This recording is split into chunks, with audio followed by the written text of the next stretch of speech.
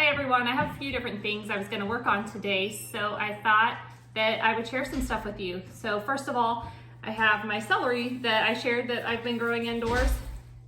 It's getting pretty big now, so I'm going to repot it into something a little bigger. I have a poinsettia that I'm going to repot. It's actually still leafing, and I'm going to try to keep this alive for the next few years. I had one a few years ago at work that we were able to keep alive from year to year. Hi, Andrea. So I'm gonna put this in an actual pot, and then I'm gonna start some seeds. Our last frost date is April 15th, and so I'm gonna get some onions going. I'm gonna start some more celery that I'm just gonna grow strictly indoors. And then I have some broccoli, cilantro, and parsley that I thought I might as well start some of that too. I'll keep the herbs inside, so you can really start those whenever you need them if they're gonna be indoors. I thought I'd get some of those started today, and then it's definitely time to start my onions. It's a few days early to start the broccoli, but 5 days isn't gonna matter. So I just thought I would share some of that with you. If you hear any beeping in the background, I do have our labs are outside running around, and so I have our Garmin on, and it just beeps to alert me where they're at and what they're doing. So sorry if you hear that and that bothers you.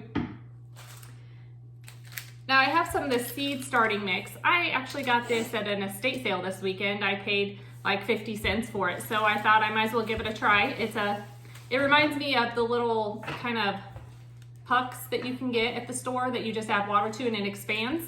That's what it looks like. It looks like it's the same stuff. So it's organic, it's made by Burpee, and so to start with, I have this bucket here, and I'm just gonna I have two of them, and so I'm gonna open them up, and I'm gonna get some water in there so they'll expand.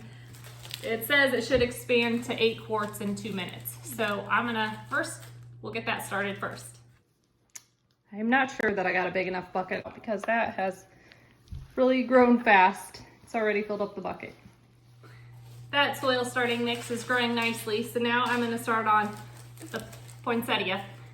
I know that may not be how some people say it, but I always used to call them poinsettias, and then a friend of mine said, you know, they're actually called poinsettias. So that's how I'm gonna say it today. You say it however you like. So just a little hint I wanted to give on when you're potting something. I know everyone knows to make sure you have like drainage holes at the bottom of your pot and everything, and then I have a thing to catch the extra water. But you want to make sure that you put something in the bottom of the pot so the holes don't get plugged. If you have extra rock, that's the perfect thing to put in there. I actually thought I had some decorative rock I was going to use, but I can't find it. So I'm just going to cut up some cardboard.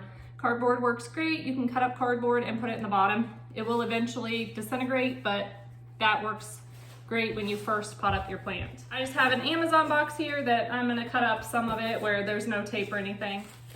Okay, we've cut up all of our little pieces of cardboard. We're just gonna place them in the bottom of this container. So that's how we've covered the bottom of our pot, and that will help just with drainage. We just have some Miracle Grow dirt here that we're gonna use to pot this up.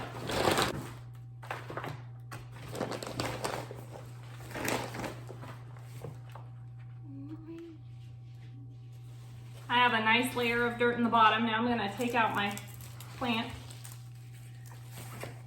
I'm just gonna break up the roots a little bit and set it right there in the middle, and then I'll fill around it. And I won't be filling the dirt up to the top. There's a line in here that I'm going to, which is pretty equal with the top of the soil that was in the pot. The tablecloth I have on the table is just a tablecloth that we have left over from a birthday party. If the tablecloths are decent after my kids have birthday parties, I save them up, and then I just use them for stuff like this. That way, whenever I'm done, I can just fold it up and throw it away. Okay, that's it. So now we can enjoy this plant year round. There are special steps you have to take when it gets close to Christmas if you want the leaves to turn red, because all the new leaves you'll get will be green. But if you take those steps, I think it's been a while since I've had one, but I think you like put it in the dark for so long, and then you bring it out when it's ready. I'm not 100% sure on that, so you'll have to look it up if you have one that you want to keep and you want it to turn red again next year. And I do save all these little pots, and then I just reuse them whenever I'm starting plants for my garden or flowers or whatever. For my celery, I'm gonna do something very similar. I have these little pots I'm gonna use, and I'm just gonna put some cardboard in them and then pot up my celery. These pots do have holes in the bottom, but nothing to catch the water, so they will have to go on something special wherever I set them. That's just something to keep in mind whenever you do pot up your stuff. Just hold on. This is garden soil I'm using. Probably wasn't quite the appropriate stuff to use for my poinsettia, but I'm just gonna use the same thing on all of them. So I have dirt in this to about here, and I'm just gonna put my celery in it very carefully. Oh, you can see that the roots were starting to grow out on my celery. So hopefully I can get it out without disturbing them. I might have waited a little long. Oh yeah. Oh yeah, look at all those roots. That's great. I don't want to disturb these roots too much, so I'm just gonna kind of wiggle them a little bit to loosen them up, but that's all I'm gonna do, and then I'm gonna pack it up with the garden soil. I said in my first video when I planted the celery, this is the first time I've done celery indoors, so I could very well be doing it wrong. If you have any tips for growing celery indoors, please feel free to leave them in the comments. I would love to hear them. This has been an experiment for us, but a really fun one, and it seems to be working. Our celery's looking great. Okay, so that's what we're doing with our celery. We're gonna do the next two this way too. This year we're trying something new with starting our seeds. I feel like every year we try something new. We have a whole bunch of these egg cartons, and since we aren't currently using them, I thought these would be great to start our seeds with. I chose the styrofoam ones so that they won't break down. I was afraid if I used the cardboard egg cartons that they would break down before I was ready to transplant them. So we're gonna do an 18-hole carton for each of our seeds that we're starting, and I've put names on them so we'll know what they are and we won't forget.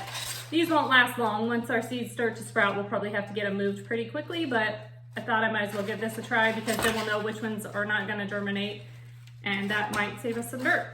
So we're gonna use that organic seed starter mix that I added water to earlier, and it looks like this might actually be enough for what we're starting today. I did buy some bags of organic starting mix at Lowe's, but I don't think we're gonna need it as much as this actually produced. So we're just gonna fill up these little egg cartons and then put our seeds in them.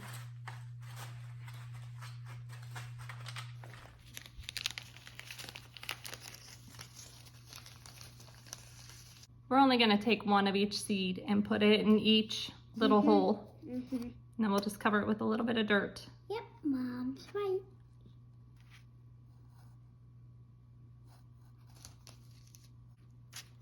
I figure if these don't germinate, we can always do more. It takes such little dirt that it's not really a waste for me, I don't think, if they don't germinate. If I have some holes that don't have any plants, I'll just replant them. I have plenty of time. We've started these plenty early that I can start more seeds before it's time to actually plant them outside. This is our small greenhouse that we're going to start all our seeds in. It's just in our storage room in the basement. We do have more grow lights. I forgot I had moved the grow lights out to our greenhouse last year, so I'm going to have to get the rest, so we'll have grow lights on the bottom shelf, but that one on the top shelf will work for now. And then we just seal this up. It holds the humidity in, and that gets them started right away.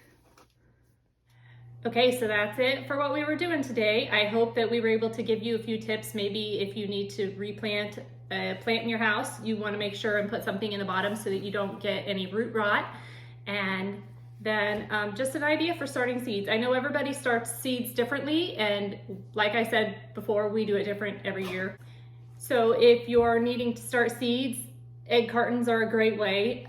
It's always nice to be able to use something that you already have around the house and not have to buy something. So I hope that that gave you maybe a few ideas for you when you're starting seeds this year. Thanks for hanging out with us today, and we'll see you next time.